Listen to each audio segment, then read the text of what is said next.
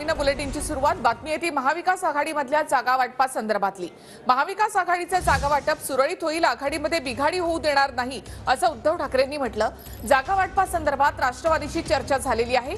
काँग्रेस पक्षश्रेष्ठींशीही चर्चा होईल असं ठाकरे म्हणाले. तर लोकसभेच्या निवडणुका कदाचित 30 एप्रिलपूर्वी होतील.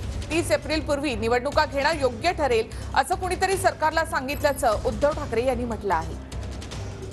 जागा वाटप आमच्या महाविकास आघाडीचा सुरळीत होईल आणि राष्ट्रवादी आणि आमची बोलणी व्यवस्थित चाललेली झालेली आहे. जवळपास काँग्रेसची सुद्धा जेव्हा इंडियाची बैठक दिल्लीमध्ये झाली तेव्हा मी स्वतः माझ्यासोबत संजय पण होते, खरगेजी आणि राहुलजींशी बोललेलो आहोत.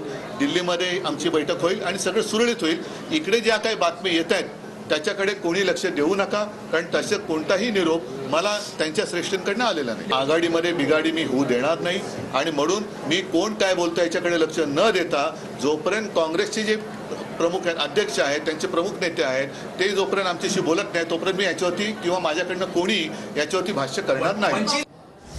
2019 मध्ये जिंकलेल्या जागा पुन्हा जिंकण्याची ठाकरे गटामध्ये ताकद आहे अशा शब्दात संजय राऊतांनी संजय निरुपम यांच्या टीकेला प्रत्युत्तर दिलं. ठाकरे गटाचे खासदार पळून गेले अशी टीका संजय निरुपम यांनी केली होती. म्हणजे एकही सीट स्वबळावर निवडून येऊ शकत नाही. माझा चॅलेंज आहे. त्यांना काँग्रेसची गरज आहे. 1 दर्जनपेक्षा जास्त गद पळालेले आहेत. आता त्यांच्याकडे 4-5 खासदार राहिलेले आहेत. तो पण राहणार की नाही राहणार याची गॅरंटी नहीं है. आज हमारे पास महाराष्ट्र में 6 MP है, 6 MP और हमारी ये ताकत है. जो हमारा पुराना आंकड़ा था वो हम वापस जीत सकते हैं. एक भी सीट अगर नहीं जीत सकते तो आप भी नहीं जीतोगे. हम एक साथ मिलकर ही जीत पाओगे ना पूरे देश में. आज इस देश में ऐसी कोई पार्टी नहीं है जो अकेले अपने बलबूते पर जीत सकती है. माझी अशी विनंती आहे की दररोज प्रमाणे आता प्रेस कॉन्फरन्स घेण्याचा जो एक ट्रेडिशन आहे तो आता थांबवायला पाहिजे.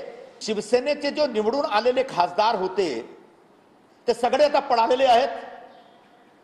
जे काही राहिलेले आहेत किती दिवस राहणार याची गॅरंटी नाही आणि कोण कसा पळणार आणि किथे मतलब एस्केप रूट शोधणार कोणाला माहित नाही आहे.